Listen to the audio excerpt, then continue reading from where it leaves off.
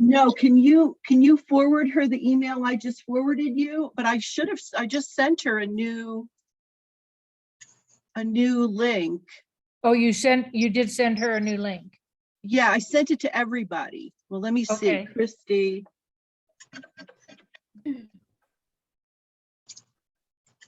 There she is.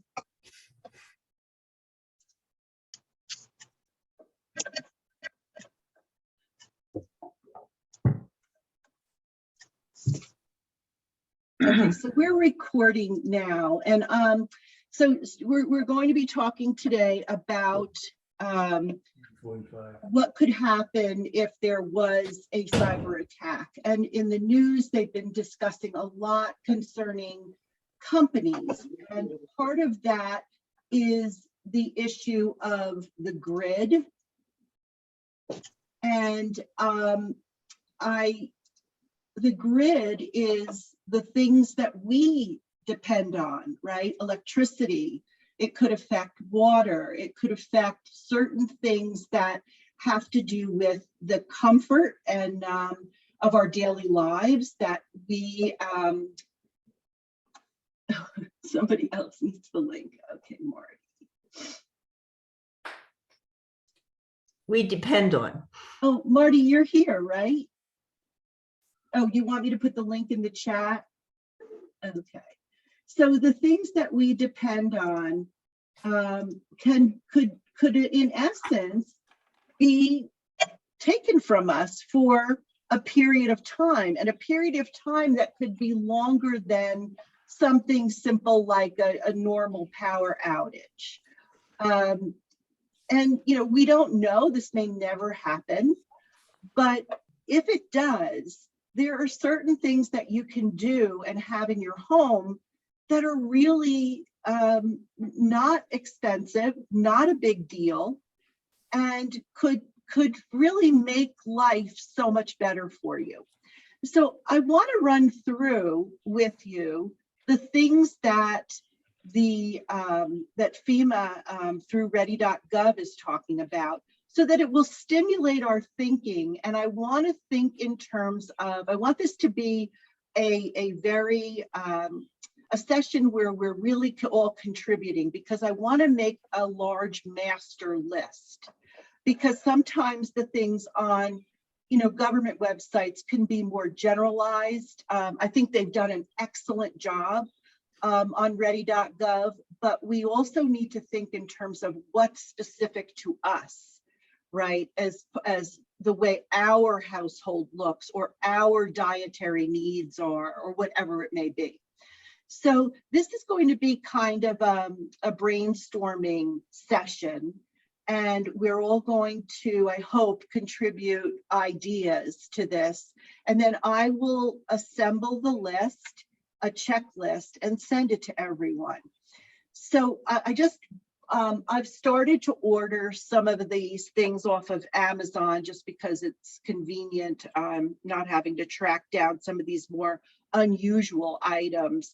And I wanted to show you, here is a waterproof, I said to my husband, a fireproof matches, which would not be worth the money, but waterproof matches. So they're in a very nice heavy duty plastic container, and the matches are inside that, and then the striker is here on the outside. I would still put this in a Ziploc bag, right, to make sure that the striker stays dry as well, although I think it's designed to be fine. So these are the kinds of things that we're talking about. So simple. Do they have an expiration date? Stuff like that? A lot of this stuff doesn't, but we're going to talk about the things that do. Yes, because for those of you who have taken the Ducks in a Row class, I'm asking you to review once a year your system and make sure everything is up to date. This would be the same thing. Your container of these items, you would look for anything that was expiring. So I'm going to be sending you the handouts off of ready.gov. So there's one specifically for power outage. And, you know, it has the backup information. And then there's another one for cyber attack, you know, here with the backup information on there. And so as part of the Ducks in a Row program, we did the review of making plans. And so this piece of it is going to duplicate some of that as well. So your family communication plan and different emergency plans. And the idea is that what I'd like to do is we'll go through this today, and then maybe in about a month or two, let's just have a brief conversation. In other words, the coffee with Judy wouldn't be the whole topic, but just I'd like to see as many of you as possible do a review or a run through who are interested in doing that and rehearsing that. So I want to rehearse it with my family, and not only my family that lives in my home, but my daughter and her family who are local. So I already told that to my son-in-law that we would be rehearsing this, and I'd like to push them to do it for their home as well. So with that, I want to get started looking at the list here. Where did I do with the list? Yeah, emergency list. So the list that FEMA puts out, I'm going to just kind of read items off of it. And let's talk about these if we think it's necessary, right? So first thing on the list is water. And I feel that, you know, that's kind of a no-brainer, that we need extra water. So you're going to have to assess your space and what you could handle in terms of storage of maybe gallons of water, not necessarily bottles of water, or you might want a case of that, and then you might want the gallons too for some sanitation needs or cooking or whatever, you know, washing up. So does anybody have anything to say about water itself or any problems that they would foresee in storing water? And then how much water should we store? Yeah, so that's the question, right? A lot of you are like, well, I don't know. So they always say to think in terms of a 3-day period, right? But when they're saying that, they're talking about natural disasters as well as, you know, intermittent power outages, right? A power outage that would, you know, think about what happened in Texas, right? Where their grid went down. So things like that, you know, like 3 days to 7 days, something like that. Go ahead, Marty. Unmute. Marty, unmute. I muted everyone. Sorry. I purchased those big, I don't know if they're 2 or 3 gallon water jugs at Safeway. They're like this big, and I put them in my lower level. And I had them there for about 5 months, and I had them near a drain. And it's a good thing because 2 of them started leaking out the bottom. Oh, okay. And so I just wanted people to think about where they're putting them. Maybe that's just a very rare occurrence, but it would not be fun if you had it someplace that'd be a problem. Well, then that's a good point. Maybe under having a tray of some sort under it, or even like those, you know, big Rubbermaid type of containers, right? And put the water in that, because that way, if they do leak, you're not losing the water, and the water that leaks out could still be used for sanitation reasons, but not necessarily, you know, you're not going to drink it. So that's a very good point. So maybe we want to even look at some separation of drinking versus other. Judy, Yeah. There are sometimes people living overseas where you have water available, but that it's not guaranteed to be safe drinking water, you can obtain tablets that you put Right. in the water that Those. removes the bacteria or anything else. I mean, you do have to have a source of water, but That's so true, Joe. And I did see that on Amazon. They have a bunch of these little vials that you can get to clean the water itself. So yeah, let's add that.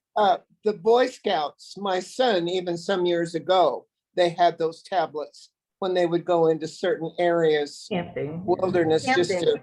just in case. And then also, I was just thinking, talking about plastic, you have to be very careful about the kind of plastic that you have to put anything in as well, because Right. some of it, Well, you know, and Jermaine, I was thinking about that too. And then I thought, I'm not going to be that concerned about this because Okay. we're talking about survival. You know, we're not talking about long-term ingestion okay, of, you know, water in a plastic jug from Safeway or something, right? So no, but I if you would- have your choices, if you have your choices. if you have a yeah, choice, yeah, yes.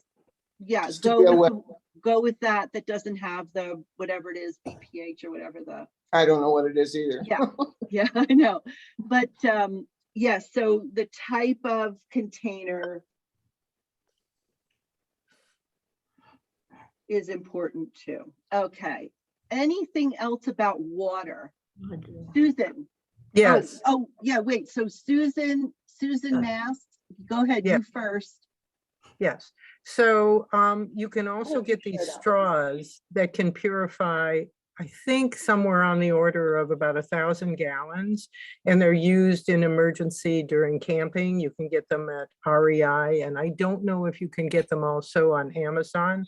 Also, with my water, I rotate out because it's good not to keep water for years. So Right. the water is then reused in my garden or in my fountains.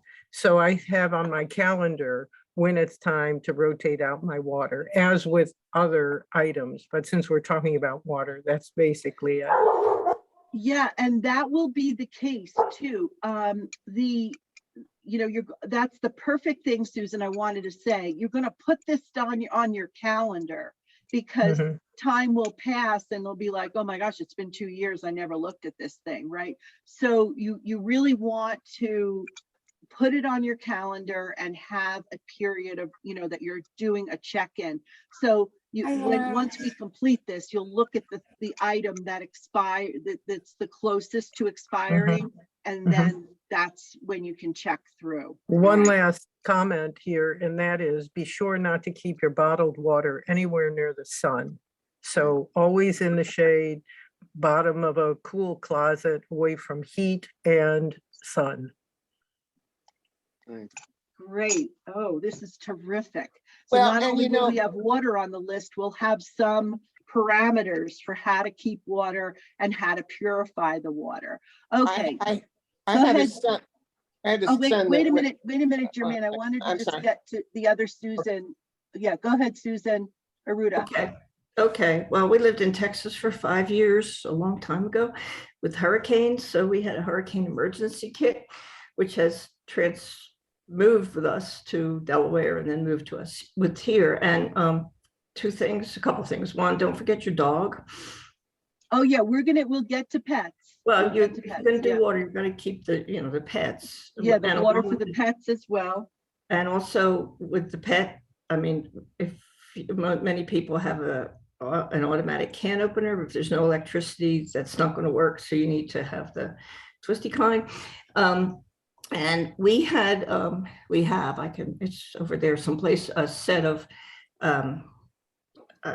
emergency lighting kind of things that we Mhm. little lights that we bring with us when we move. So Yeah, that's so smart. We have the same thing in San Francisco for earthquakes. So some of this is going to overlap, right? Right. But there'll be other things that will be very specific to this situation too. And one more comment. The best thing we ever did when we lived in Delaware was we put a generator. We had a generator, and when everybody else's lights went out, they just came to our house. Yeah. Because we had the electricity. Yeah, and we'll talk more in depth about those things. So go ahead, Jermaine. Well, I was just gonna say, I did have, at least some years back and many years back, my son completed the survival training program. He was an Eagle Scout through the program in Lander. He went through the survival school. So many of these things he brought home, you know, I mean, things that I'm still, it's kind of coming to my mind now of some of the things. Of course, this was for outdoors, but, you know, for scouting and for, you know, animals and things of that nature. But a lot of it is still applicable in today's world. So that particular avenue for exploration is also something to check out. And I can't remember the exact school, but it's in Lander. But it was a survival school for you know, kids or anybody, you know, people that enjoy the outdoors so much. Yeah, yeah. And so all these skills merge together to help us with a cyber security issue. Okay, so we're finished with water. Any other comments about water?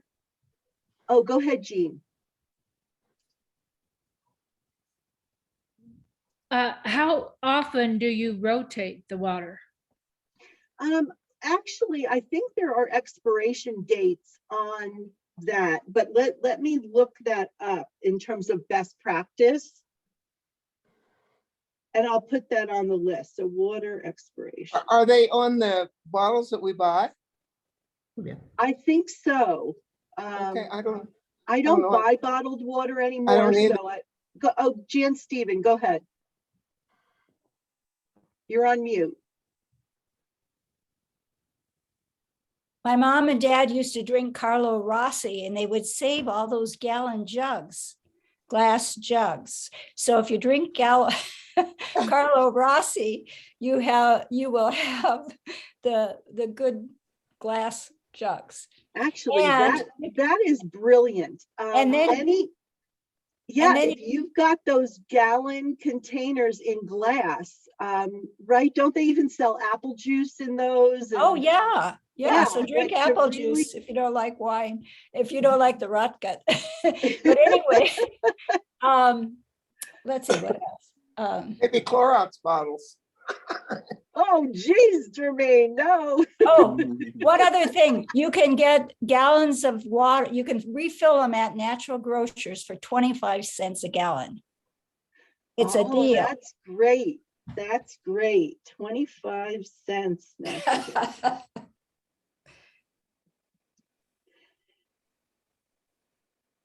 What's the grocery? Of course, that's in Denver. What was the name of it?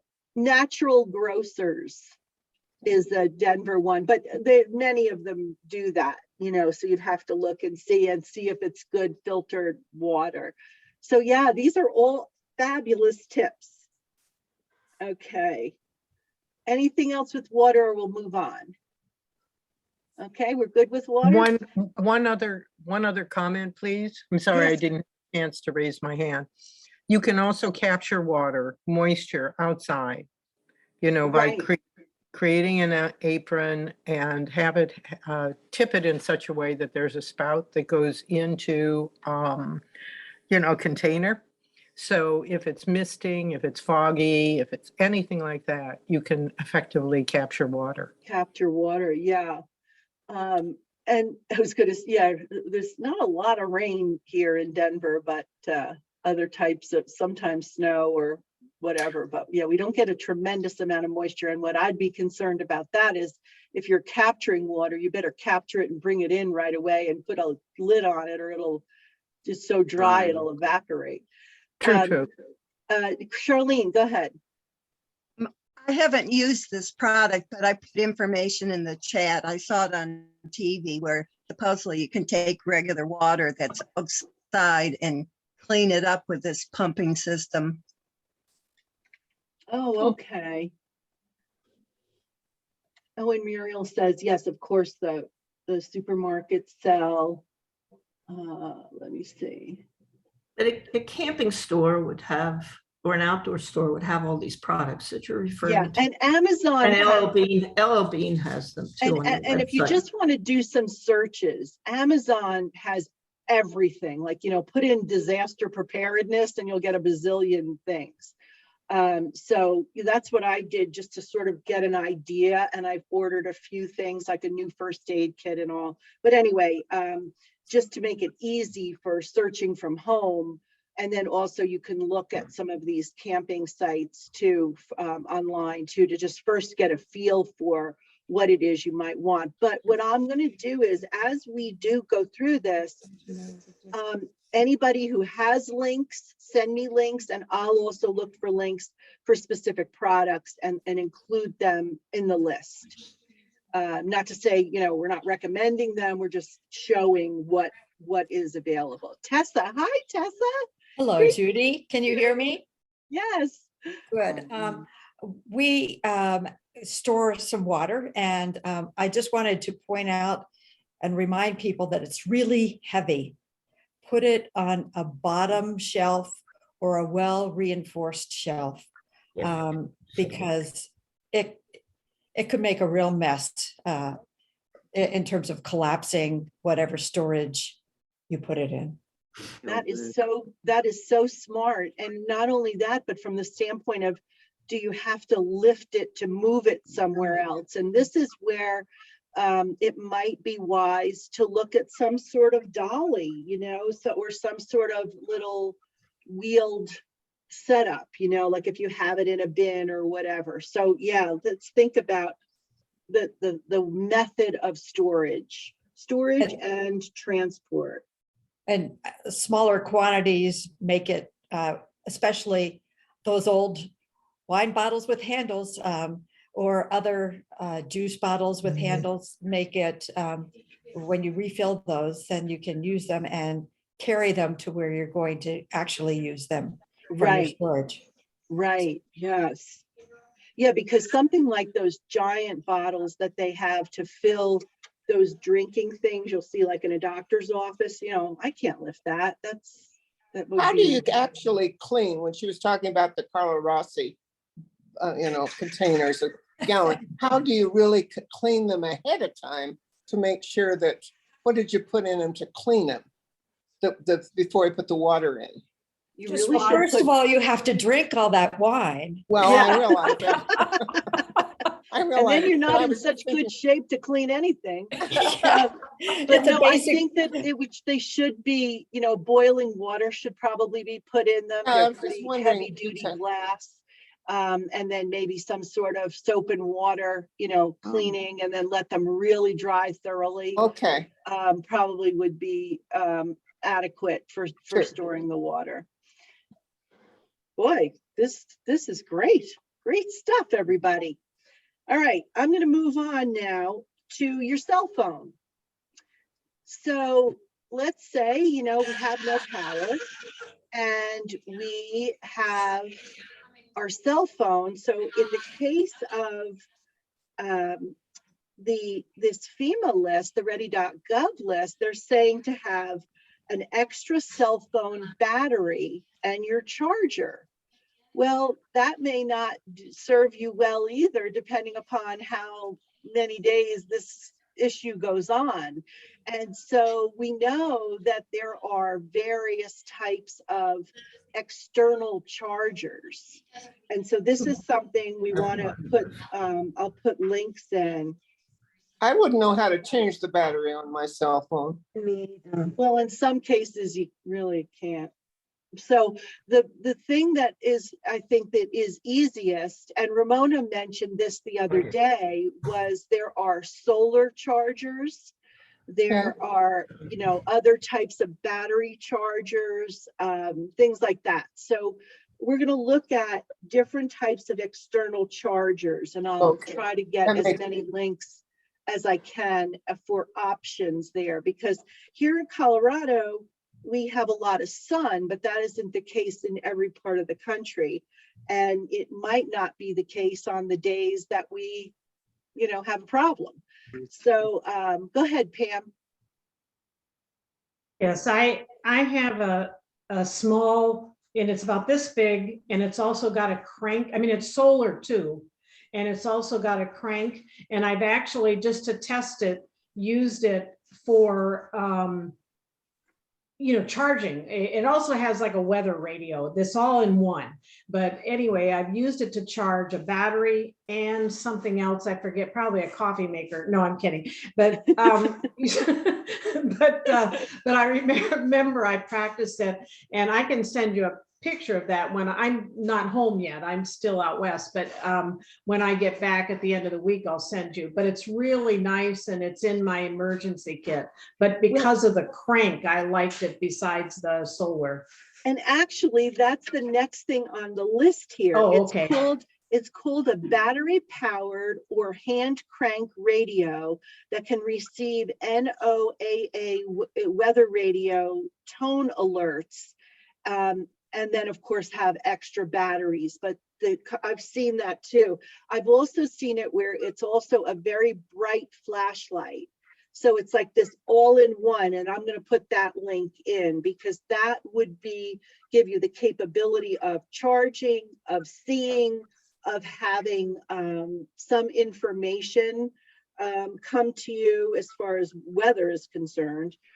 So this radio combo is it's really, also really very good. light. It's very light, it's very small. And like I said, I did try it because I wanted to make sure I felt comfortable with it. I'm not sure the solar thing really works as well as, I don't know. I would probably have something different for that, but that's what I was so impressed with, Where is did how you light get it it? was and small. Where did you get it?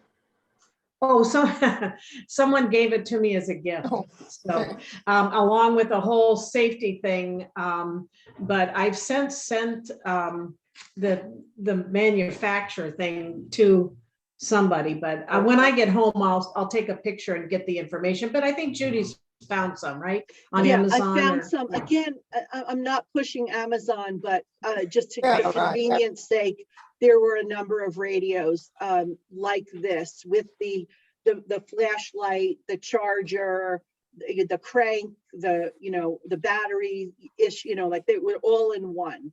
And it was none of this stuff so far that I have found is expensive. It's all inexpensive. I think that the people who are behind all this really want you to have them. And so everything has been very affordable, which is unusual today. So yeah, I'll put a link in about that, and multi, I've seen different versions, so I'll put multi ones in there too. And then the next item is flashlight and extra batteries. So they're talking about batteries a lot in this. And so I would recommend batteries of different sizes in Ziploc bags, really sealed well, maybe double sealed, because we're concerned here about water issues too. There could be flooding or whatever. So yeah, let's make sure that everything that we have, so even when you're storing this in let's say you've got a big Rubbermaid bin or some kind of big heavy duty plastic bin, or metal, or whatever, but remember, moving it is important. They talked about lining it with a heavy duty trash bags, like the outdoor trash bags, the real heavy duty ones, and then putting the items in it so that they're really sealed and protected from any moisture, also just during storage. So with a flashlight, I also have, Costco had a sale, had an item that was really well priced, and it was a lantern. And it was, you push the button, it goes bright white, and you push again, I think it goes even brighter. You can push again and it flashes. And I think if you push it again, it flashes red. So it was a 2-pack. And I don't know if they still have those, but I'll look online to see if they have that lantern.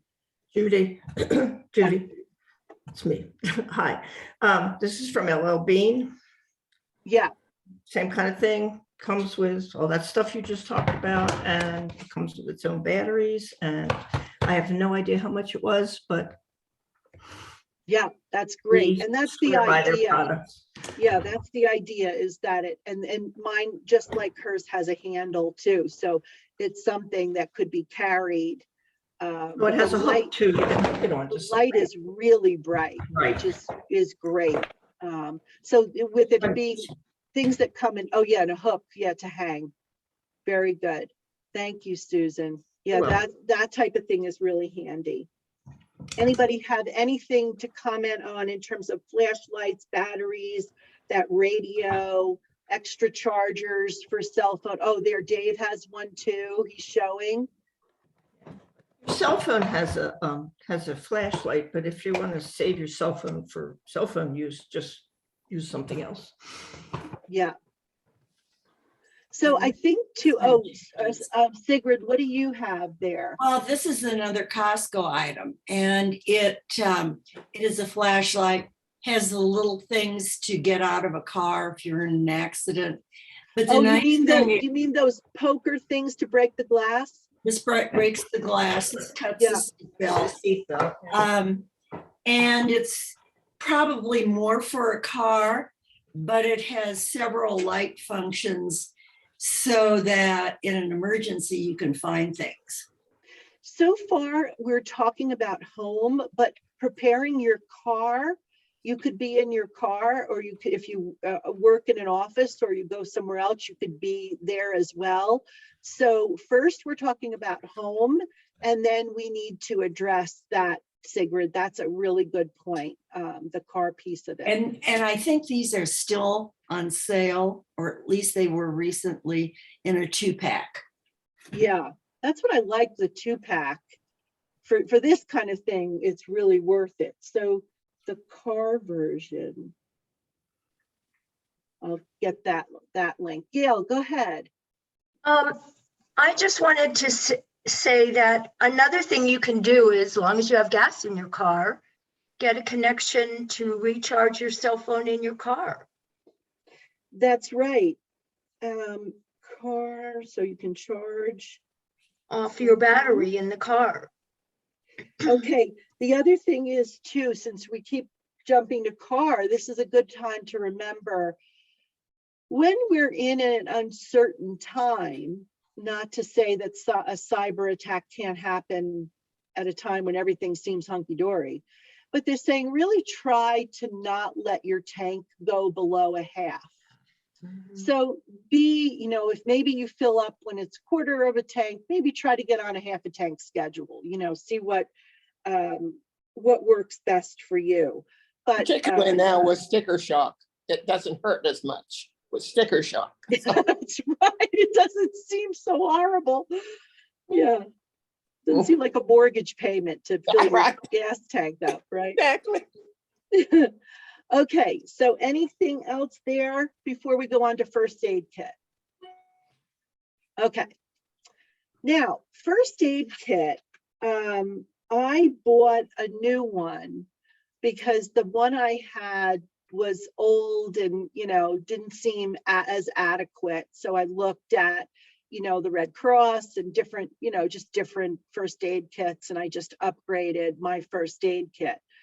Does anybody have any tips about first aid or first aid kits? I do. Go ahead, Susan.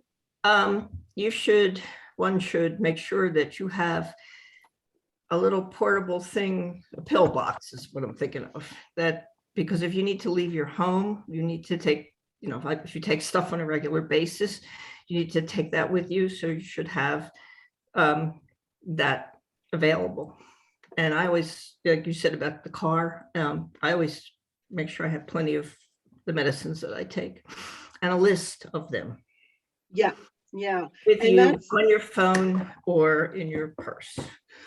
Because if something happens, they need to know what it is that you need. That's right. For those who've done the Ducks in a Row class, we have a sheet for prescription drugs and supplements and all of that. And I carry that folded up in my wallet with a sticker on my wallet that says medical information inside. So that's something too you can put in your car. You can have it, in your wallet, in your purse, whatever you carry. And I think that's really obviously key in the case of a circumstance where you have a cybersecurity issue. You're in your home. That's the most favorable, right? Because those things are there for you. But in the case where you're not home, that's where you need to be prepared. I think too, though, that carrying an extra set of prescriptions is something that would really have to be looked after in terms of changes to your prescriptions and or expiration of your prescription. So I would think that would take precedent, over you would do your normal check of your kit, so to speak, that we're talking about designing, but prescriptions I would really stay on top of much more so. Phyllis, go ahead. Yeah, there's also, I downloaded an app where you could list your prescriptions. And so when I go to the doctor, I just print it out and give them a copy or have them copy it. The only thing I don't like about the app, I'm not sure how to get things off the list that you've taken and you're not taking anymore. But otherwise, it's a really easy way to put the prescription online. You have it. Or well, and in many cases too, Phyllis, where people have wherever their prescription drugs, if they're going through their medical portal, which if you would have access to, you'd be able to get it. The problem is with Cyberattack, we don't know if we could get to certain sites that we normally get for information. So I think we need that backup. An app might not be working at the particular time we need it.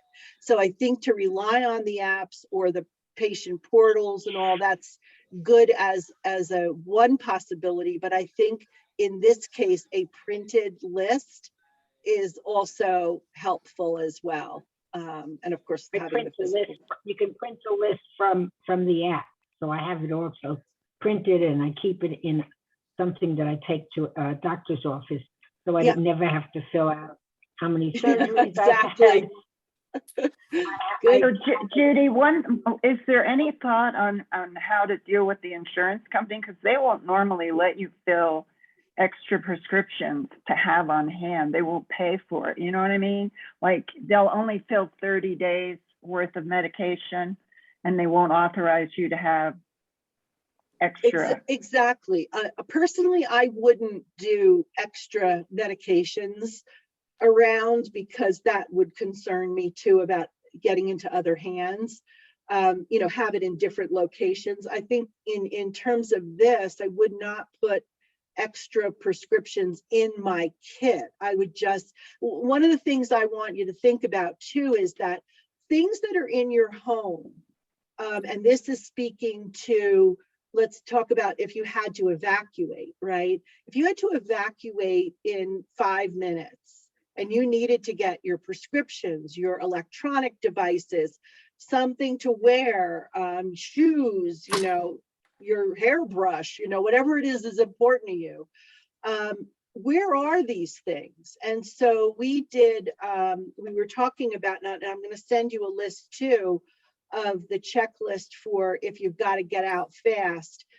Think about clustering certain things together and rehearsing where they are. So, okay, I'm going to try to, when I go to bed at night, all my electronic devices are going to be charging here, and when I, have my medications and all of this, and this is going to be near, my other things like toiletry items or whatever. So like I keep my containers of pills that I dole out, 2 weeks worth in the kitchen where I see it and I know every day to take. But the bottles themselves are all together in a basket with the list with all the toiletries of things that I would be grabbing. Right. So I don't have to necessarily worry about the stuff that's in the kitchen. I'm only going to worry about the stuff that's clustered together. So I actually have a desk where all the electronics are charged. Right next to it is the closet, and that's where all of these other items are, in that closet. So I have sort of set it up to be a one-stop shop, right? So I'm not running all over the house going, oh my God, I gotta get this, I gotta get that, I gotta get the other thing. And then my records and documents are all, I have them electronically, but I also physically, and the physical ones, they're all together in one spot, and I have a case for that, and out I go. So it's not spread in a million places in your house, or you're like, where's my purse? I keep my purse right where those pills are. I keep, so it's sort of look at your space and say, maybe you don't have that kind of a setup, but say, what do I have where I can cluster as many things together that I need, so that in a panic, you will have rehearsed this already. So you're not running around like a crazy person grabbing nothing but, as I've mentioned many times, in the case of something cited on the news, a car full of stuffed animals, just because of being so frightened and terrified, and the brain just stops working. So that's why pre-thinking this is extraordinary for you. Okay, is that good, Mary Lou? Because I agree with you. I don't think, unless you ask for a vacation supply or something like that, I don't know how you get extra. Let's go to Charlene and then Susan. Go ahead, Charlene. One way of getting extra is you can typically get your next month of prescriptions less than a month. So it's something like 60–70% of the time is gone. So if you always send in early for the next month, you will have a little extra on hand if something happens, some emergency. Yeah, that's true. There's a big overlap period. Susan, go ahead. My daughter is a doctor, so I get that medical information. But to Mary Lou, I would ask your physician to just give you 90 days worth of something that you're going to take forever and ever.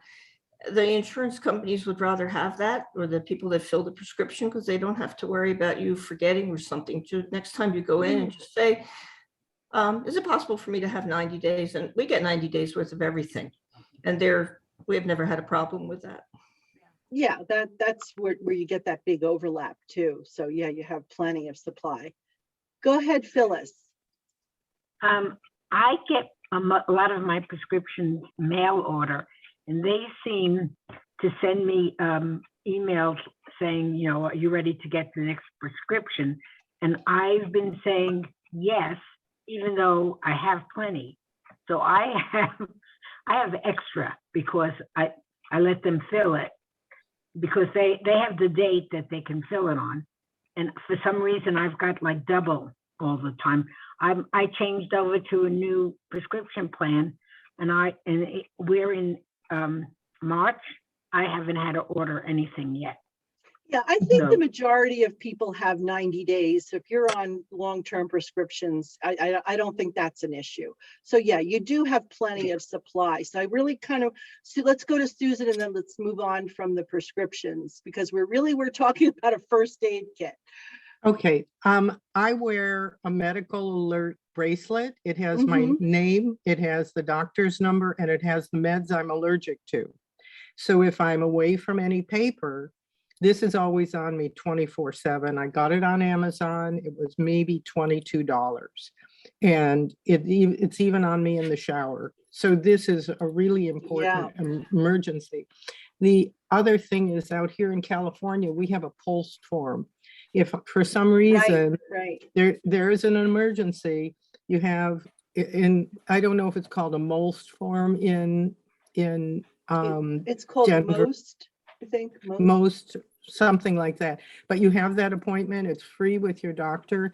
And that, again, if for some reason you're injured in an emergency, let's say there's panic because of cyber attack, this goes with you. You keep a paper copy of it.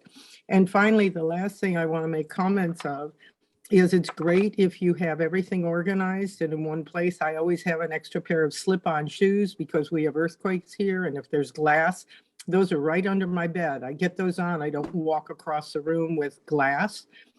And I think the last thing is to set a timer and time yourself getting all your organized things in the car so that you know in a drill how long it's actually taking you. Yeah, and that's what we're going to talk about, Susan, at the end of this list. When we identify what it is we're going to have, we're going to try to assemble our kits, and then the things that we have to do. The task will be, the challenge is, you're going to have the list posted somewhere in your house. You'll get that list, and you'll go to each item, and you'll have to touch it. Don't worry about getting it, just touch it. Go to each thing, touch it, and then go to your car, look at the amount of time and double it, right? Because doubling so you'll give yourself the time to actually get those items. But that will tell you, and then that way we'll be able to categorize what can we get in 5 minutes, what can we get in 10 minutes, what can we get in half an hour, or what have you. So that way you'll be on top of it, and be able to be realistic about what you can bring, or reassess.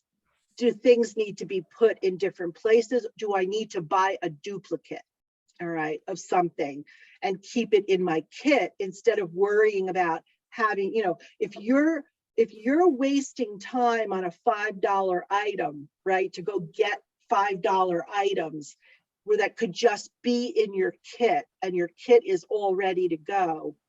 You want to cut down on time. So that is something that we will sort of talk about in rehearsing that. So anyway, get yourself a really good first aid kit that has the things that you need in it, including like the scissors for bandages and tweezers and, things that are not just Band-Aids, a ton of Band-Aids and antiseptic cream. Make sure that you get items that if you have to, try to stop bleeding or whatever, you want to be able to have it have value, not be, open it up and it's like, this is worthless. I could have just bought a pack of Band-Aids. So don't, make sure you look and you see the different types of first aid kits and get the best one you can afford to get. Susan, go ahead. Just a quickie about getting done in a hurry. Please remember that if your electricity goes out, your garage door is not going to open. So you need to practice how to do it by pulling the little red thing. Okay. Yes, that's right. Unless you don't have that little red thing, which I have. You have an electric garage. I Do you have an electric garage? I can't get out. Yeah. Do you have an electric garage? Yeah, and that it does present a problem too, because many times you can't reach that thing. And so that's another thing, is look at how do you disconnect your garage door from the power, when there's no power, and disconnect it in such a way that you can open that door to get out. So that's something that everybody personally has to figure out. It'll be different for different situations, right? If you're in a multi-dwelling building and they have a garage door, that, is electronically activated and you're going in and out of, ask them the question, how the heck do I get out of here in an emergency? And maybe the answer is you don't, until they come around and can open that. I have no way to get out. There's no access to my garage when the power is out. Yeah. I have to wait until it either comes on, or the manager, who might be in Timbuktu, might have some way to open it up from the inside that I don't have access to. And see, there lies the situation where you then maybe need to establish, in the event of an emergency where we can't get our cars out, my neighbor so-and-so always keeps their car out of the garage, or whatever the circumstances are. And could that be my person for if I needed to evacuate the area. You know, you need to at least have some sort of contingency plan or plans for that set of circumstances. So yeah, that's really important. That has been the one thing about where I live that has Yeah, really that's concerning. Yeah, yeah, definitely. All right, so the next thing on the list is a simple whistle. I have a good, like, stainless steel whistle. And this is you know, so just like your flashlight or your lantern that flashes, a whistle, so you've got sound, you've got light, you have things that could help in terms of if there was a need of rescue. So just to purchase a simple whistle.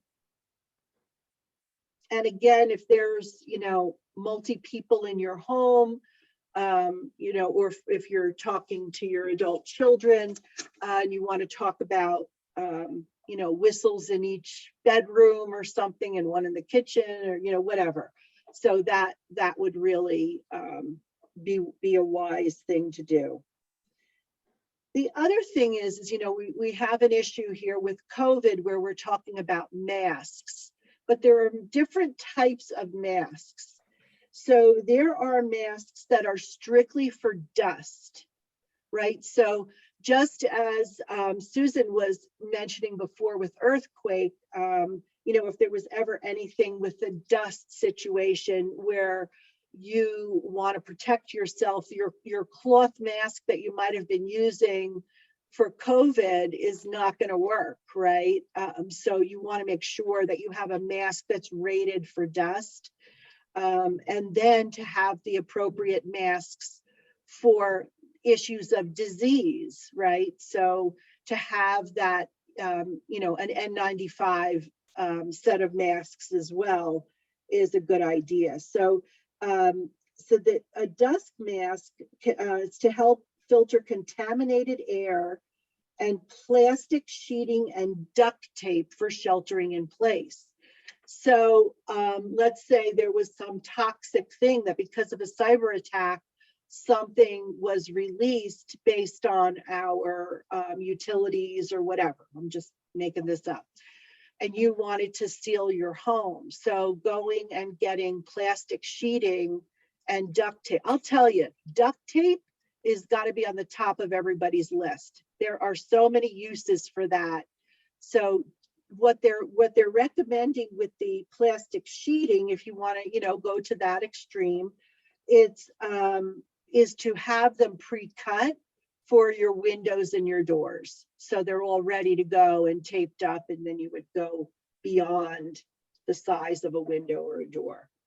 So, and again, you have to decide, this is a risk tolerance situation.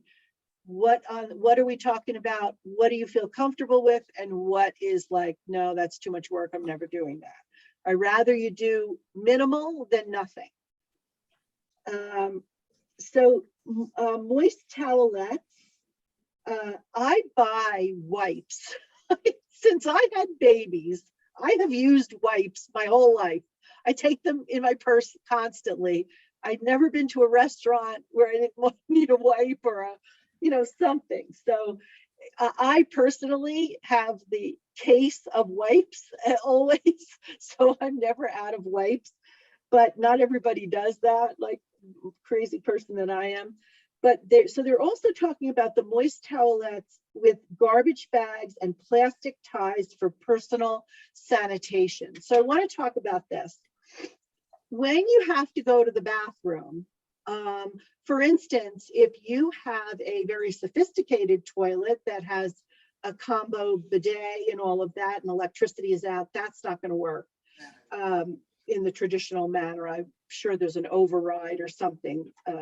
But anyway, the point is if water is an issue and you flush that toilet, it's not going to fill back up with water, right? So the best thing to do is not use your water that you're saving to keep filling up that toilet so you can flush it. The best thing to do is to put a plastic bag in your toilet have the elimination, and then you would seal it up, and you know, have a container that you're just going to keep the waste in, or a bag that you're just going to keep the waste in. So let's, I mean, you know, this isn't the most pleasant subject, but let's talk about this. Like if you have, say you have 2 toilets in your home, maybe one you'll use for urine and one you'll use for eliminating your feces, right? So you've got different types of things that you're eliminating, and one you'd maybe clean up sooner than another. I buy a compostable trash bag, so it will degrade, and I would use those. So I buy them, they're my kitchen garbage bags, but I would use that to line the toilet and put that in there. But you can sort of line it with the bigger kitchen bag or a big lawn or leaf bag, and then you can take the smaller bags, for waste cans, you know, small waste cans like bathroom waste cans, and put that in there so that you're not eliminating a huge bag each time. Sort of think like a doggy bag, you know, the dog bags that they use for pickup, not doggy bag from a restaurant. So, but again, the moist towelettes would be beneficial in this case, or wipes, and then thinking about how you know, just having those supplies, simply those extra garbage bags and something to tie it off with, and then the towelettes. Susan, go ahead. Yes, there are websites that are concerning incontinence, and you can go on those websites and they have bags that when you seal them, there is absolutely no scent whatever. So to kind of transfer the information from those incontinence sites to this activity is a really useful thing to do. Oh, great. Okay, I'll check that out. I'll link that together. Okay. And that's another thing, if anybody is using incontinence products, you would need to have those in your kit as well. You want to have extras. Any other comments or questions about that? I've got 2 pages of people here, so if you're hand raising and I'm not calling on you, just call out to me. Okay. All right, so now we're going to move on to, you want to make sure that you have a non-sparking wrench and a pair of pliers. So that would be things that you'd have, and this would be for the uses that we don't even know that we would necessarily need, but also to turn off utilities. As mentioned before, the hand-operated can opener, not an electric can opener. Also, local maps. This would be a physical map versus having to use your phone, because remember, even if we are, you know, we have the power on our phones or some devices, we don't want to use it up for things we don't have to. So a local map would be great. Because if we're trying to describe, you know, maybe you know your local neighborhood so well, but I don't know about you. Sometimes I go a certain way, but I don't even know the names of the streets I'm on sometimes, right? I just know. And so if you had to tell somebody I'm here and this is how you get here or whatever, you would have that information with the local map. Anybody have anything about that? All right. We'll move on here. So prescription medications and glasses, we talked extensively about prescriptions. Also remember the glasses. So if you indeed have a pair of glasses, like you did the buy one, get one free or something, or you have an extra pair you're not using, that could go in a kit. Otherwise, just make sure glasses and all are stored, like I said, clustered together as best as possible. Also, that goes for contact lenses and solutions, any of those things. Any eye drops and all that would fall under prescription medication. You want to make sure you have that.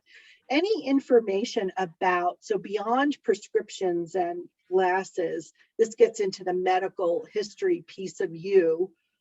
So any kind of devices that are in your body or whatever, to make sure that you have that information. And so that kind of goes for those of you who've taken the ducks in a row. That's all in that that ducks in a row system. Susan, go ahead. Two things. The solution that's used to put in the saline solution that's used to put in the contact lenses, you can use that as an eye wash if you get dust. It's a sterile solution. What is it called, Susan? Well, it's just the regular saline solution that right. it's inexpensive, and you wash your eyes with it, and that is terrific. And then I had another comment, but it's gone. I can't remember. So well, then just pop in when you're ready. Okay. I just wanted to jump back to so Muriel, thanks Muriel for this. She's put in a link to window kits, but she says this TYZ-all offers 4, 6, and 8 milli vinyl sheets that are held in place by snap in self-stick frame strips. The frame strips stay in place and the vinyl sheet can be opened, closed, removed, and stored for use, next use. Okay. They also offer a hair dryer shrink film that can be used with double stick mounting tape or snap in self-stick frame strips. They do not recommend using hair dryer shrink film. Okay, good. So I will look at all that and put in links to that type of thing. Thank you, Muriel. That is a great suggestion. All right, so let's move on. We did that. If you are helping advise anybody or you care for an infant, you have to obviously have the formula. If there's formula, diapers, wipes, everything that goes along with that, rash cream, things like that. So that would be part of your kit. Pet food. Oh, also, if they use a pacifier, oh my God, don't forget that. Cassie, I need my pet. So pets, we mentioned that before. Obviously, water, their specific type of food that they eat, any supplies, leash, bags for picking up their waste, things like that, that you want to make sure you have everything needed. If a pet has medication, you want to make sure that that's all together as well. And, and I would say that the pet stuff, that might be something that is stored in another part of the house that makes like another destination. So think about, is there any way to cluster that with other things that you would be grabbing in the event of an emergency? But there again, certain items could be stored in the kit so that you're not having to assemble this when you're in an emergency situation. Go ahead, Susan. Well, we keep the dogs tags off, collar and tags off at night because they make too much noise. But be sure your dog has tags with some identifying stuff on them. And it's amazing how many people don't do that. And make sure your dog has his collar or her collar on. And there's something else I was going to say about that. Oh, a pooper scooper, which you can get in anywhere for like $2. And those are useful little things to have. Yeah, the identification is really key. And in particular, if your dog is, or cat or whatever is chipped, that's fabulous. Because in a case of an emergency, the dog could, let's say you have a dog and it could run out and, like you're saying, in the house, you don't leave the leash on, you don't leave the collar on. And so it's not labeled, so to speak, with And its if identification. people are So, going yeah, to need to, if people are going to need to go into a shelter, most of the shelters don't take pets. So exactly. that's Yeah, something that one needs to think about. right. All right. So now we're going to get into the important family documents. Again, I'm going to refer to those of you who have taken the Ducks in a Row course. You don't need any information about this. You know it all. When you look at sites like this, they talk about minimal amount of documentation, and through Ducks in a Row, we do everything. So everybody needs to know where all their things are. Have them together. You don't need any junk. In other words, you don't need declaration pages from cars you don't even own anymore, right? So this is a huge job, a huge clean out for a lot of people. So I want you to be really careful about this. I'm not going to get into all the specifics because it takes me 8 weeks to teach people about what they need. But what I will do is I'm going to provide you with my full lists of all the documents and a video that I just made on setting up a system. So it's just kind of an overview for you, for those who haven't done the Ducks, but many of you have done the Ducks system. So, but you need to get those records and documents somewhere where you can, grab them fast. And also the idea of putting them in an electronic form as well as physical form.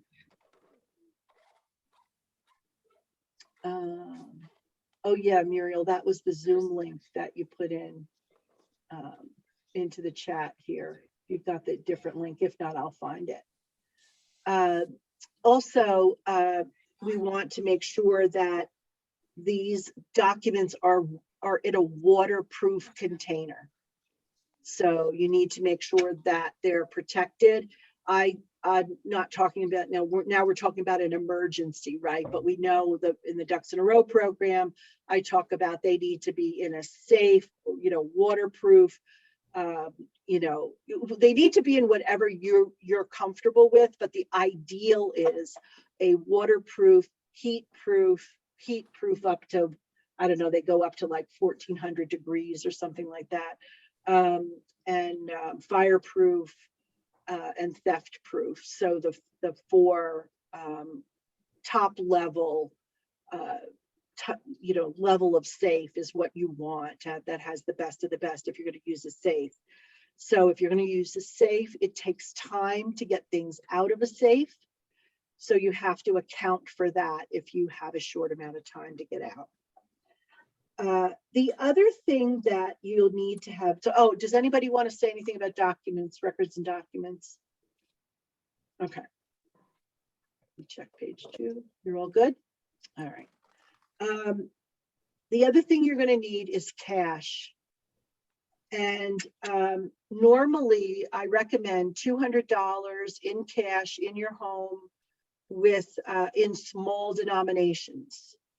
And the reason they say small denominations, and when I was in the earthquake zone, the way it worked was, if everybody has to get out and, there's no water and people are selling bottled water and you're thirsty, and are you going to pay $20 for a bottle of water versus, $2 or whatever. So it's just like things like that. The smaller denominations give you easier access to things and not to be wasting money. During this time when we just don't know what's going to happen with Russia and China, and the issues that are going on in the media today. And we've opted to do higher amount, $1,000. So it's just important to do what you can afford to do, and obviously store it somewhere safe. But cash is something that, if the power is out, you can't use a credit card, right? So you can't rely on our traditional methods of payment. You might not be able to use Venmo or Zelle or any of those either. So you want to have that as a backup. The other thing too I've heard is like traveler's checks. I never do that, but some people recommend those. The next item is emergency reference material, such as a first aid book or information from ready.gov. So ready.gov has all sorts of guides on there that you can download. You can order them for free too. They have a huge order sheet. You can order things for free. So there's lots of reference material about every kind of situation you can imagine. Next on the list is a sleeping bag and blanket. So if you had no heat, so you're this is something that you might want to purchase. I mean, I don't camp and I'm not, I think, oh, I don't need a sleeping bag, but the sleeping bag obviously is far more efficient when they're rated for certain types of cold than blankets are. But blankets as well as a sleeping bag, and obviously it would be a sleeping bag per person in the household. And so additional, it says additional bedding if you live in really cold weather climate. So, maybe more, not just a sleeping bag, but blankets as well. So the combination. The next item on the list is, oh, go ahead, Susan. Did you think of it? Okay. Which Susan? oh, I'm sorry, Susan Mass. Okay, so I did get a small sleeping bag, and then I thought, what if now I'm in California, so what if what if it's raining? How do I protect myself? So I got a tarp, and then I said, well, I'll get a single tent. So I got a single tent. Then I got one of those pads that you step on, and so that provides padding. And so now I have a kit that has a little tent, the sleeping bag, the tarp for underneath, and the padding. So and a little pillow. So if there's an emergency, I can grab that and take care of myself outside. You can also sleep in your car. Right. Okay. So you got the tent, the tarp, the pillow, the sleeping bag, and what was the other thing? The tent, the tarp, the pillow, the sleeping bag, and a little mat that you press on with your foot. And so you're not sleeping straight on the soil or on okay, right, on a hard surface. Okay, great. That's a great kit. Okay. And remember, based on where you live and your circumstances, but one thing I've said a number of times too is that with climate change, whatever our climate situations have been, whatever we're used to in terms of natural disasters or lack of natural disasters, we are having huge changes. And so areas that didn't have issues or didn't have issues with flooding or fire or things like that are now having issues. So just, think about that. Okay. Now, another thing to put in your kit is a complete change of clothing, including a long sleeve shirt, long pants, and sturdy shoes. Consider additional clothing if you live in a cold weather environment.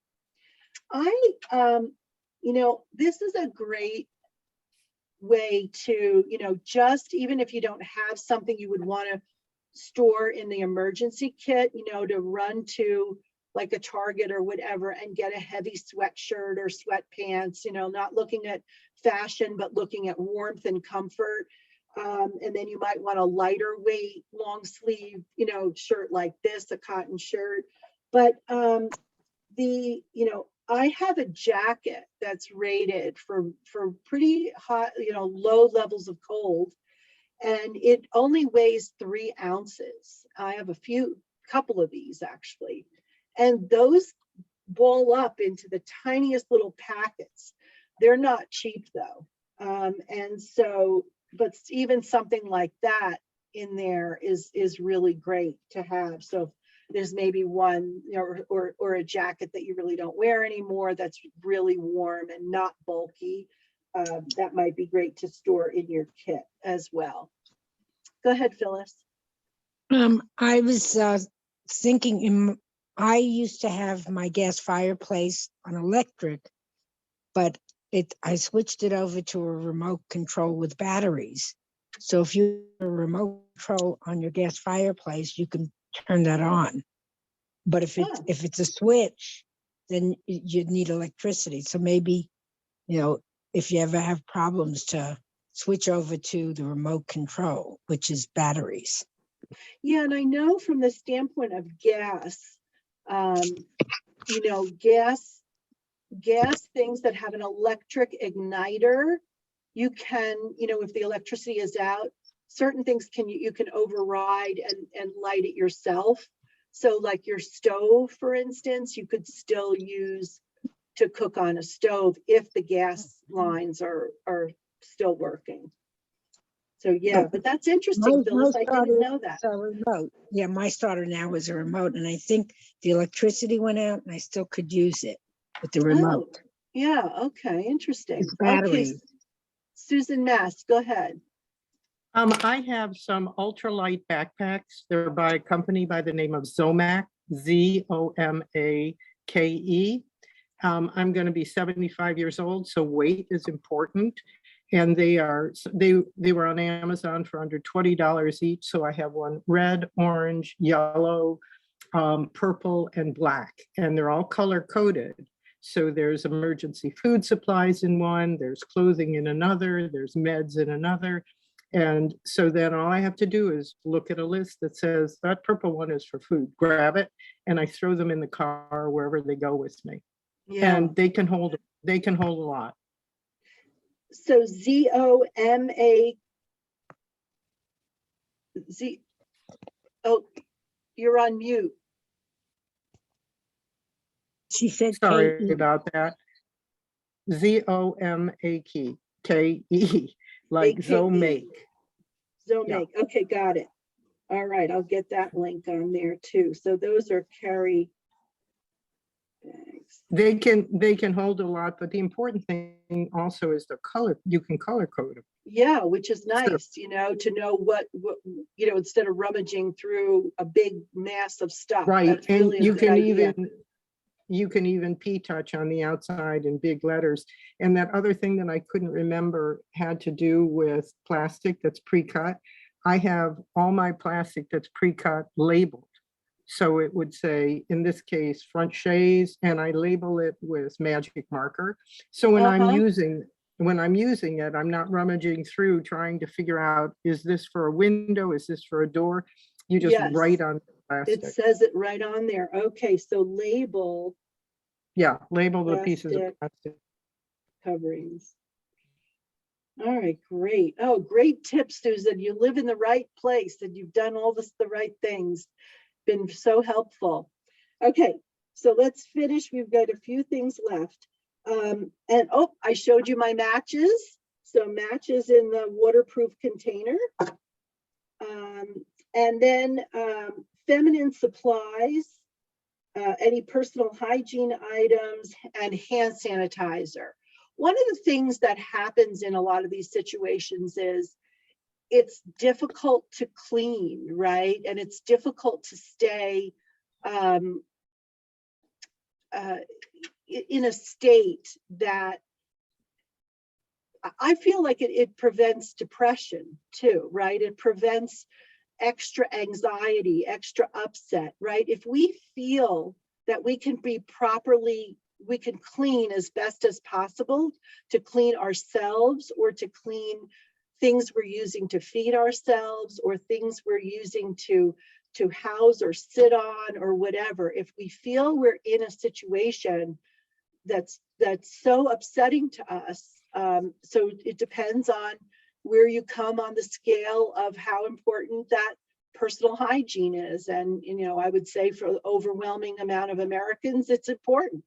So, you know, we don't want to feel like we're homeless, right? We want to feel like we can endure the situation for as long as possible. So look at what's important to you to stay clean and to feel clean, feel good, and also to protect yourself from anything getting, if there's a cut or whatever. So we looked at the first aid kit, but also the proper clothing to keep on, you know, things that would keep you in a state that you would be feeling better. Because Barbara, remember we were talking about this on the news, right? Where we heard a reporter talking about the fact that Americans are not used to being inconvenienced.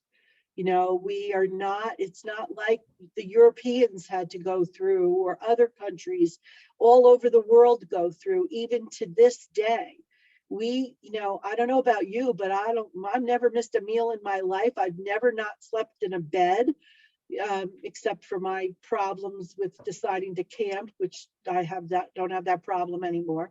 But it's just something where we're used to conveniences. I've always had access to a bathroom. I've always had access to clean water. I've always had access to heat and air conditioning. I mean, I've never been denied, other than for, you know, an hour or two, any of these things. So, and I'm sure many of you have similar circumstances. So if something happens and we have to endure, one of the things that FEMA does is they talk about these kits for children, for keeping children amused and happy and playing games and all. I think it's just as important for adults.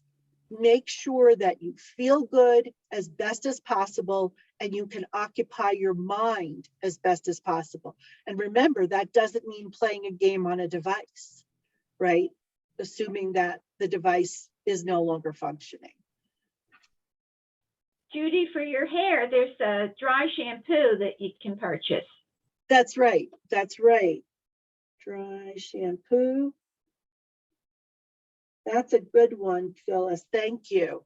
Yeah, so things like that maybe you don't use normally, but you could find something that's of great benefit to you in terms of how you need to feel to cope.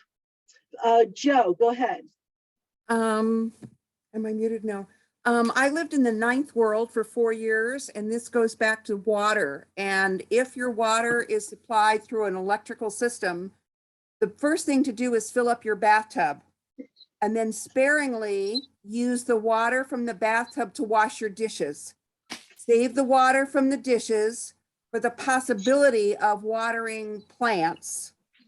You can also, you can either boil or filter water. I don't think we ever use filters here, but you do in other world, but that's where the tablets come in. And then that whole business about flushing the toilet, your information was very valuable. I had not ever heard the idea of using a container of any kind. Even if we think about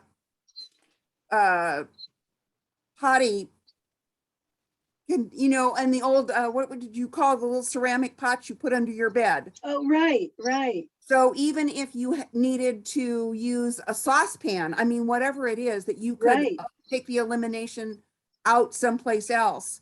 So anyway, fill your bathtub. You know, that's so true, Joe. Let's and just fill say, your coffee pot. If it's, you know, like if they say Denver Water says they have to cut off the water, fill up all your coffee pot, any, you know, pots and pans with water.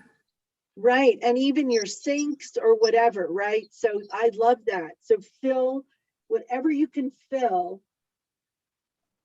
And then don't pour it down the drain. Go water your plants with it if you didn't use it, or, you know, put it into your coffee pot every time you need it. Don't waste the water. Yeah, right, right. I think they were called chamber pots, Joe. Chamber pots. That's right. But you know, another thing, this is where I saw this for camping, is you take a you know, those big buckets like for paint, like the big giant buckets for paint, like a painter would bring. And they took a noodle, you know, one of the pool noodles, and they cut it and they put it around the bucket. And so you could sit on it to go to the bathroom, and you have your plastic bag in that bucket. So let's say you didn't want any odor in the house, and the weather was such that you could put this in maybe your garage or whatever, right? So yeah, you can make decisions about what works best for your space.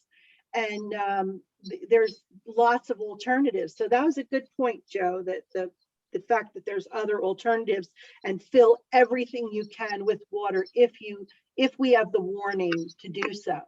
Even if we don't, so to speak, we know there's a lot of water in the system before it's not, right? So to open up those faucets and utilize that water is great. All right, next I'm going to go to Phyllis. Go ahead. Well, I didn't get a chance to say this, but when I go on vacation, I always take along mini pads that attach to your underwear, because if you can't wash your underwear, you could put on one of those and keep your underwear clean. So you could wear it, idea. And throw that away. Yeah. So that's, I only take it, I have it in the house to take on vacation in case I don't have time to wash out, if I don't have enough underwear. Yeah. You don't have to, and then you can also turn your underwear inside out. That sounds like something my son did in college. So if you like clean underwear every day, and you can't wash it. No, but I like the mini pad idea. That's right. So another way to keep yourself clean and fresh and feel good, right? These are excellent, excellent tips. Thank you. All right, any hands up now? Let me check on the other screen. No. Okay. Next one is a mess kit. So they're saying here a mess kit with like paper cups, plates, disposable utensils, paper towels. I happen to use and I actually carry a little kit in my purse with bamboo, 2 forks, 2 spoons, a knife, and a straw. And it came with chopsticks. I don't know why. But anyway, I use that a lot, instead of taking plastic, just in my normal, if I'm out. But that's also great too. They make a lot of bamboo, non-plastic, bamboo plates and cups and all of that.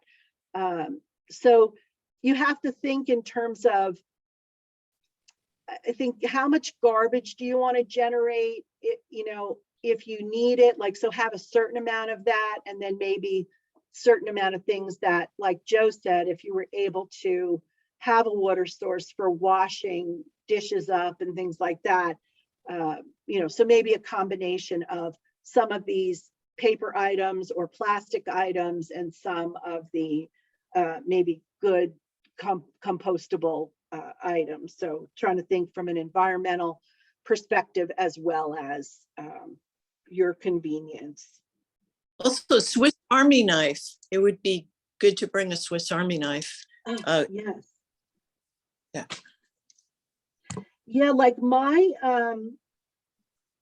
kid has the, when my mom passed away, I ended up taking like her can opener, handheld, working can opener, her extra knives, so I took a few. So it's also good to go to like Goodwill or something and just even pick up some items that you don't feel like buying new, to duplicate what, I don't want to take the can opener out of my kitchen drawer, but I keep it in the kit, another one in the kit.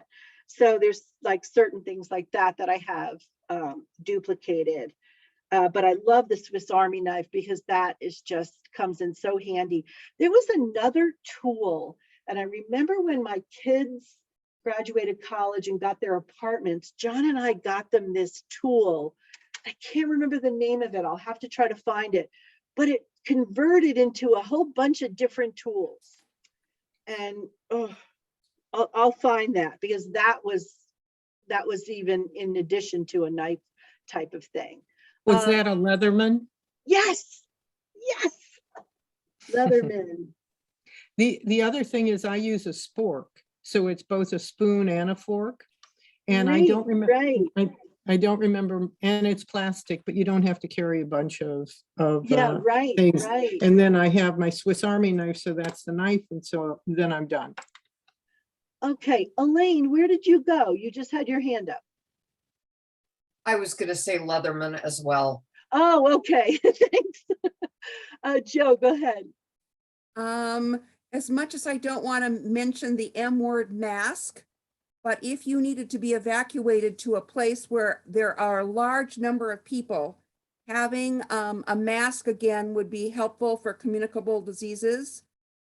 And I agree. I totally agree. Yeah, we were talking about having the dust mask, an N95 mask, sets of them, not just one.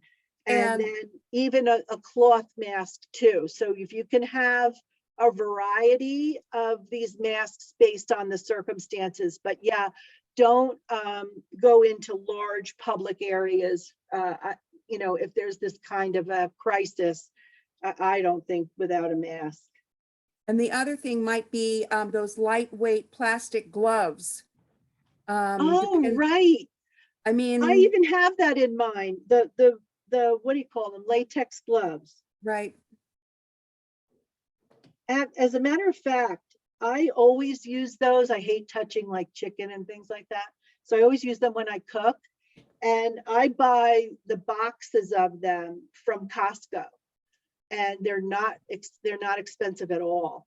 And even if like the kids, when they're sick, changing a diaper of a sick kid or a real mess, I throw the gloves on.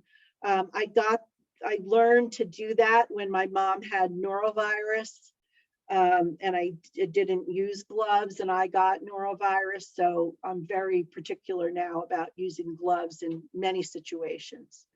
And one more medical document is your vaccination card. If you have those little yellow booklets.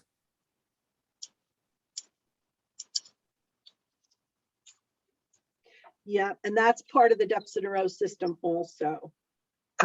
Okay, go ahead, Phyllis. With the gloves, even if you're a medium, you should get a large so anybody in your family could wear them, because a large will not be too large for you anyway. So always get the largest size so that you can accommodate the rest of the family too. Yeah, I have very large hands and those large ones are perfect for me. Yeah, because I had the medium and nobody else could use them. So then I got the large. So it's something to think about. Just get the biggest size. All right, Elaine, you go ahead. I was just going to say, to add to the kit, the lightweight metallic colored type ER blankets that can help keep you warm. It reflects your own body heat, so it could be helpful. The other thing, and I hate to even think about this, but with, the crazy people that are running countries right now, should there be a nuclear accident, you might want to have some potassium iodide on hand. Say that again, potassium iodide? Iodide. Died. What's that for? To keep the radioactive activity away from settling in your thyroid. Huh. Yeah, when I was a kid, they used to have us go under our desks at school for the nuclear raid. And my husband said that was just to kiss your ass goodbye. Because that wasn't going to do a darn thing. That is funny. So potassium iodide sounds like the better option. Okay, that's a good one. I never knew that. All right, Susan, go ahead. Speaking of things that I'd rather not talk about, I carry pepper spray. When societies break down, there are issues. And if you have resources that somebody else needs, it's not a bad thing. So I get I think from Amazon, like 6 or 8 small pepper sprays, and they're in every bag I have, or they're hanging on the outside of my purse. You know, Susan, I would have said, 5 years ago, then, that's crazy. That is not crazy today. No, it And is not. yeah, I'm sad to say, but you're right. When things go awry, in particular, the reactions are, you just can't determine. So you do need to have protection, and so that's a great idea. Okay, anybody else have their hand up? Oops. Let's see. No, I don't see any hands. Okay, great. We got 2 things left. Oh, no, we don't. We got more than that, a few more. I know I didn't even give you a break, so let me get going here. They have on the list fire extinguisher, but one of the things we've been talking about too is the fire blankets, and I'm going to put a link in for that. And so I ordered them, and a bunch of us in Ducks in a Row, we ordered them, and they're really terrific. So they hang, you hang them up. I'm hanging them on the inside of a kitchen cabinet, and then you can put them in other places of the house too. And if something happens with a fire, you just pull the 2 tabs, the blanket comes out, you whip it open, you throw it over the fire, versus an extinguisher, or you might use in combination, or say a person was on fire, you throw it over the person and it immediately puts the fire out. They're made of fiberglass, and so that can make you itchy to touch it. So you can also buy the gloves to sort of clean it off and reassemble it and put it back, because they are reusable. But for $29, I think I got 4 of them. So I'll put that link in as well. So fire extinguisher and fire blanket. We talked about the matches. Judy? Yeah. I was going to talk about a fire extinguisher that looks like any aerosol can. And I have it, and I just brought it in. I keep one in the garage and one in the kitchen. And it's small. It has like, let's see, it's called Fire Gone, Stops Fires Fast. So it's like a spray can more. It's not one of those big red things. Yeah, not one of the bigger ones. Yeah. No, it's about 12 inches high, and it has like, it looks like very easy to use. I think there's a tab on top, but that's it. And they're good for, RVs. You can put them in a backpack, and they're small. Yeah. It looks like a spray can of hairspray or something. That's how big it is. And the thing with fire extinguishers too, if you have the fire extinguisher, I know I need to get mine checked. I think you can take them to the fire department. Does anybody know about that? Just make sure they're in working order. If there's in the case of what Phyllis is talking about, Phyllis, is there an expiration date on that can? It says it's a fire suppressant. That's what they're saying it is. And I'm looking for an expiration date, and I don't see one. I got it. I went to something. Oh yeah, it does. Oh, it expired. Yeah, that's. I didn't realize I had it that long. It's expired. It's right. So what I want everybody to do when you're putting these kits together, you want to find that item that has the nearest expiration date, and you want to get that date on your calendar, right? Or 2 weeks before that date, right? And make sure that you just have a little list of, these are the items that expire, and these are the items that I, have to keep tabs on. Your sweatshirt and sweatpants, you don't have to worry about unless you lose a lot of weight. The directions on this are easy to use, no need to shake can, hold can upright, and spray, discard after use. I'll look that up, and I'll do a little research on that, and I'll look for best practices on that. Yellow and red. It's mostly yellow and red. Okay. All right. So we talked about Oh, also things to write with. A Sharpie marker, and pen, pencils, paper.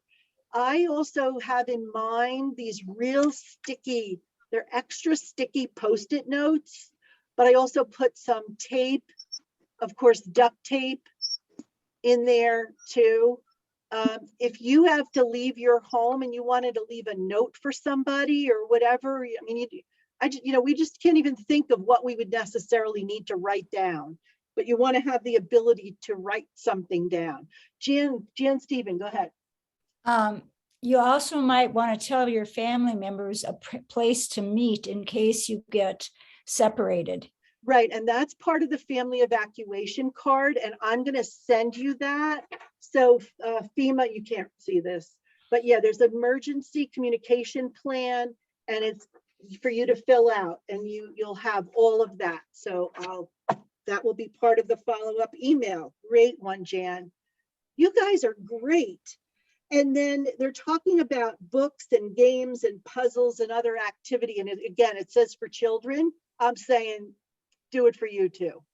So I think that that's a smart thing to have. If you keep the book you're currently reading near your devices that are charging, you're all set. You don't have to run around the house for it.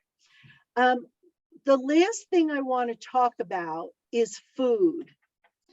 And from the standpoint of food, we want to look at issues, and this is where I'd love you to call out your suggestions, because obvious things are we need protein, right? So peanut butter or nut butter of some kind is great to put in there. But you have to look at, what do you like? What would you be happy to ingest?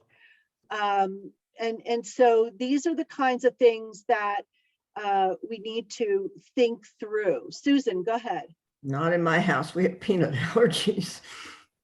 You No what? peanut butter. No peanut butter. Yeah, right. So I'm just saying peanut butter is an obvious one for a lot of people, but what's right for you? Dried right? food packs. Dried food packs. They're really good. There are a lot of them that are very good. Canned beans and boxed beans that are already cooked. And you know what? Now they have, it's very easy to buy bone broth for those that are not vegetarian or vegan. Bone broth is much more has much more nutrition in it than stock does, because there's collagen in it. There's it's just really good. So to feel satiated, plus, if you have something warm or whatever, and they come in those boxed cartons. I've seen those. Has anybody tried them? Oh, I use it constantly. What do you use it in lieu of stock, of chicken stock? Yeah, I make I've all seen my it. all my soups with bone broth, of course, unless I'm using the vegetable broth or the mushroom broth. Okay. Yeah, the beef and the chicken and all that, I only buy bone broth. So that's a really good thing for a little bit better nutrition. So what else can we think of? We've got beans, we've got dried, by the way, I'm going to send you a link to a company that does those dried packs for emergencies too. So I carry those in my car. I carry it in my car all the time, particularly in the wintertime, even on short distances, So, canned tuna and canned chicken. I know about. Okay. Mixed roasted nuts, and REI has ethnic food packets that all you have to do is just add some hot water and you've got Thai, Indian, you name it. Okay. Mm-hmm. Some of them are pretty pricey, but maybe there's others that through research are less expensive.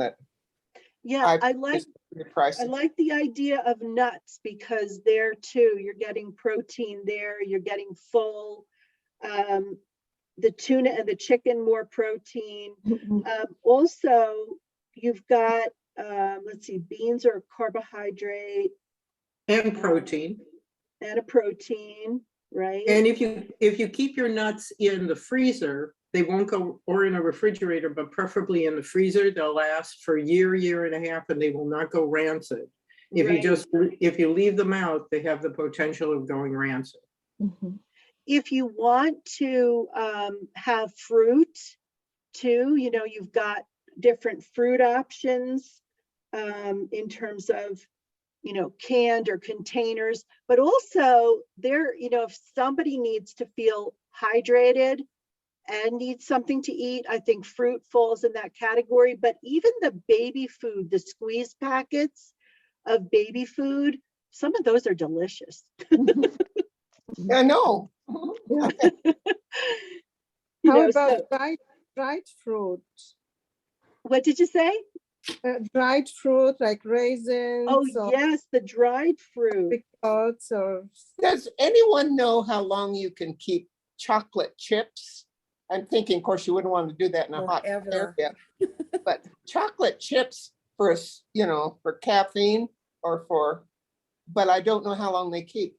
But you could put them in the freezer. Yeah. Oh, okay. I put all my chocolate in the freezer. Yeah. Yeah. You can use coffee nibs. You can buy a bag of coffee nibs and just a small amount of them. You chew them up and you get your caffeine. Okay. So just plain chocolate bar. There's caffeine pills too, like no dose. It's like a cup of coffee. Yeah, you know what? And instant coffee too is something that might be good to have in the kit. Starbucks has little wands that you can get at Costco, and you can also buy them on Amazon. And they make about 14 ounces of coffee. Oh, okay. Really? And also obviously tea bags, things like that, instant coffee tea bags. Hot chocolate, little hot chocolate packs. Also mushrooms. Okay, this group definitely needs chocolate. We want to make sure that is on the brought list. it up.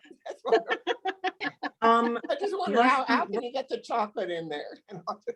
Raw mushrooms are 15/16 water. So if you were really looking to hydrate, you can eat raw mushrooms. That's true. That's true. You don't get the nutritional value from a raw mushroom, but you get the hydration from a raw mushroom. Well, you get a lot of selenium. You get a lot of selenium from the mushroom. Okay, so also one other thing, you can get tuna in packets, so you don't have to use a can opener. Oh, right. And chicken also. Chicken and tuna, the Starkist does it in the packet. I sometimes have used those. Yeah, they're pretty good. Oh, you know what else comes in packets? The rice. Yeah, rice, tuna, chicken. Okay, that's good. There are also a lot of Indian dishes that come in the packets. You can get a real variety. Yeah. You guys are making me hungry. Yeah, me too. I mean, there are all kinds of things, like those cup of soup, and now you can get eggs that come in these little individual containers that you add something to. And now whether or not they have to be microwaved or not, I'm not sure, but there's a lot of food, convenience food now that comes I that way. suggest also buying some to try. Yeah. Before you put them in. That's a good point, Jan. You can maybe that's something we need to divvy up and share with each other. Like, I tried this, it was gross or whatever, but. Also, if you have things like packets of pepper and packets of salt, that's useful. Oh, yeah, and like also, condiments, right? Right. Hey, that's a good idea. Like things that you get from the restaurants that I normally throw away, right? Right, Like, and you can use tomato paste in a tube. So That's you can true. mix that with some hot water and then you can pour actually it make over. tomato soup. Yeah. Yeah. Oh, these are things I never thought of. Great. Yeah, and I think things might occur to you, like, so email me so I can add to our food list if you think of other things, because I think that this is one area that Like for me, I don't buy convenience foods, so I'm at a loss, right? I'm not sure about certain things. So Another this- one are those this is protein helpful. drinks. Those protein drinks like Boost and Oh, yeah. whatever. I mean, they're protein, there's some amount of fluid in them and nutrients. And also, you know, those expiration dates are just kind of a shot in the dark. So even if it's expired, you probably can eat it. Believe I me. have done that many times. Yeah, that's what my husband says. It's a guide. Yeah, believe me, I ate cheese that had been frozen and traveled 10,000 miles, and I was so happy to have it that even if it was 3 years old, we ate it. I mean, and nobody ever suffered from any of that. Exactly. Well, cheese, aged cheese, that just gets better. Okay. Yeah, this is good. So like think through things you like and help me out, like, you know, and we'll come up with a really good comprehensive list so that everybody can kind of pick through what they Is there want. any such thing as dried booze? Dried what? Booze. Beer or wine, or I think that ought to be thrown in there someplace. Actually, for some people, we should definitely make sure. Take that and leave all the I rest know of my it husband home. would have his bottle of scotch in there, that's for sure. I was going to say, take that and leave all the Like rest the of it airline minis, the little Right. airline minis. There you go. No, he'd have that big jug one that he gets. He wouldn't want to rely on a mini. Elaine, go ahead. A couple things, since you're talking about eating expired foods, better make sure you have some anti-diarrhea tabs in your kit. And the other thing I was going to suggest putting in a kit was moleskin pads in case you're having to walk a great distance. And a lot of these things that we're currently talking about would be much better if they were warm.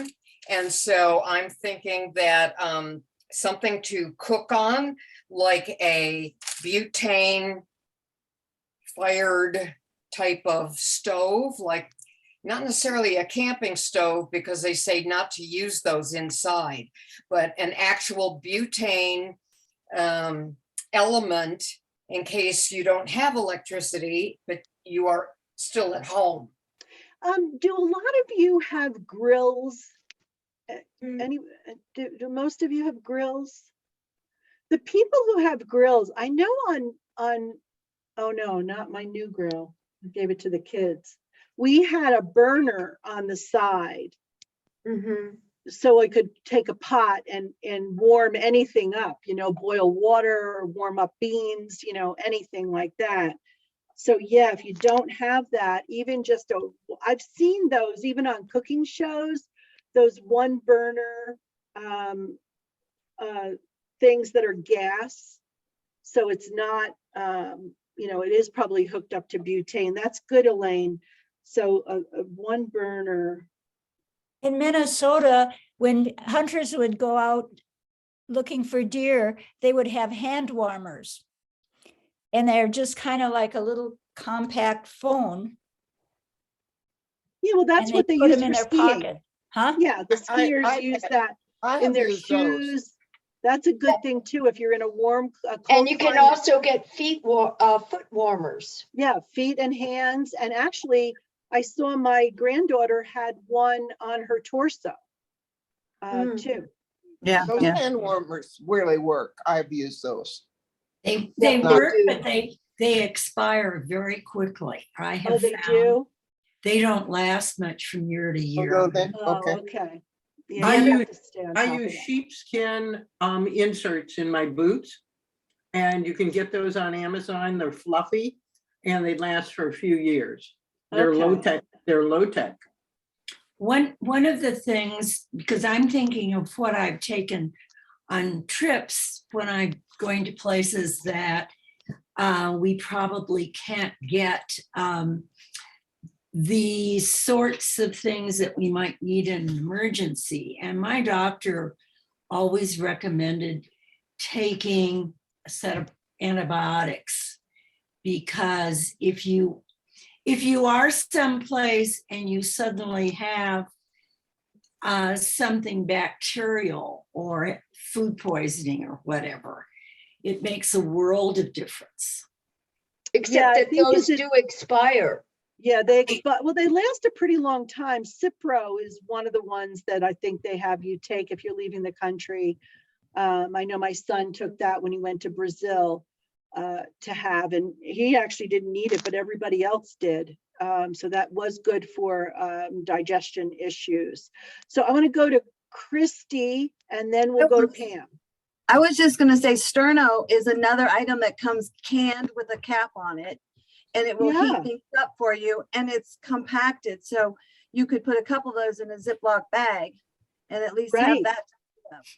That's a great idea, Sterno. Okay, Pam, go ahead. You got to unmute. There. Okay. Yeah, she beat me to it, but I was also going to mention about the Sterno. I got some of the larger ones after the last hurricane in Maryland. Not the last one, the one about 8 years ago. I mean, it was, I don't even want to talk about it, but I couldn't have coffee. And I thought, you know, coffee first. So I found this little, it's like a little teeny camping stove, and it has like a little area for the coffee pot, but then it has these larger Sterno things, you know, that you fit in. So, and I haven't used it, but I just thought, not that happened again. So I like instant coffee. That's a great idea. Mm-hmm. All right. I also plug-ins for food that go into the lighter receptacle in my car, and for and you get these things for liquid, for food, and they heat up your food. So you can actually be in your car, plug it in, drive to wherever you're going to go, put your food in there before you leave, and you'll have a hot meal. And that's on Amazon. Okay, great. Plugins for the car. Heat food. Running out of paper here. This is fabulous. Okay, I want to just, we're going to end shortly because you've all held on so long here. I just want to say that in the event of a cyber attack, excuse me, where potentially, so we're looking at the effects on the grid, affecting potentially electricity or water, it is a big deal. But it also could affect things like your finances, you know, your bank, or other financial institutions that you're connected with. So this is where the having the cash on hand is important, but also making sure that you need to, Tony says she's got to sign off, the dogs need to go for a walk. So I'm sure we need to go for a walk as well. But the thing I want you to be sure of is that you get your passwords in order. Make sure that everything is listed, that you have the URL, the electronic address, the password itself, and the username. And if possible, do not store this on your computer, your tablet, your phone. Have it on an external drive, whether it's a large external drive or even one of those little flash drives. And, you know, plug it in when you need it. And, you know, don't save anything to do with finance or banking, nothing. Do not save anything in terms of passwords when it comes, you know, on any site, right?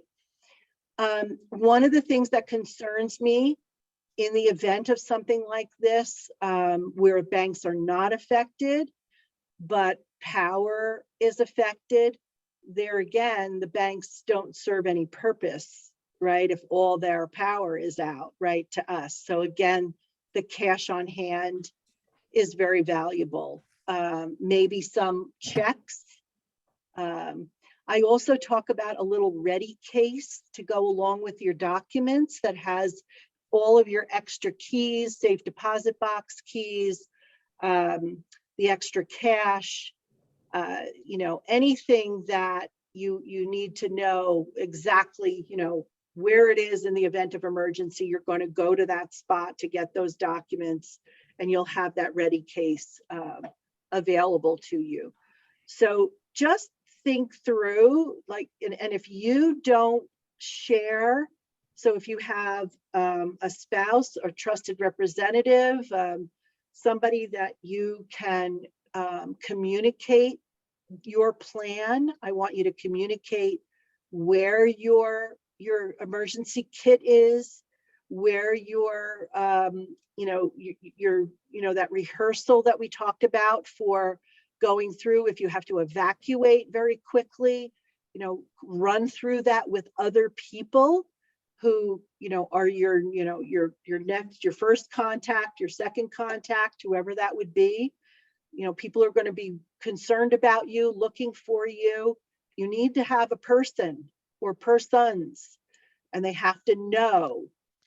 Having all this done and not communicating it becomes worthless, right? If you were in a situation and then you were incapacitated. So it's important that you share this as well. Jan, you have a comment? I was just had dinner with my son, and he showed me how to call my son on my phone. So if something happens, I just tell my phone, call my son, and it automatically dials his number. Yeah. But there's also on your phone the ICE in case of emergency. And so you want to make sure that that's all filled out too. I mean, I really don't want to get into the huge process of organizing all your records and documents and having all your plans in place, because we're talking about this specific area today. But there's a lot you can do. And I always offer that Ducks in a Row course at no charge. And so anybody who's interested, just email me and I'll let you know when the next ones are running. But, be on top of this as best you can. I would like to reconvene in like 2 months.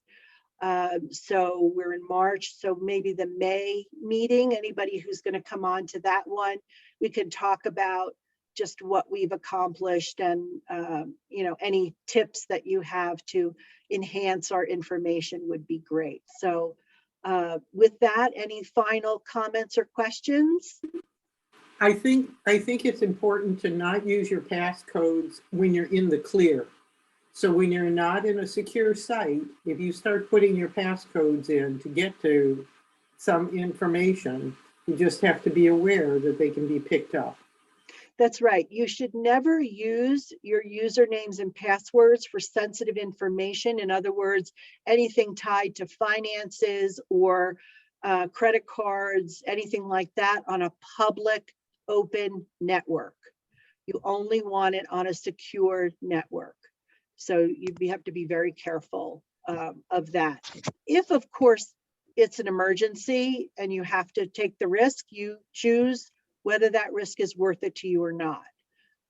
But you just have to be careful.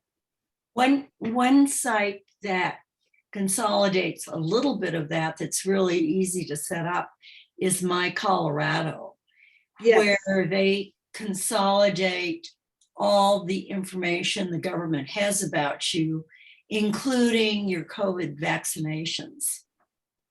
Yes, and I did set up my profile on My Colorado and .gov.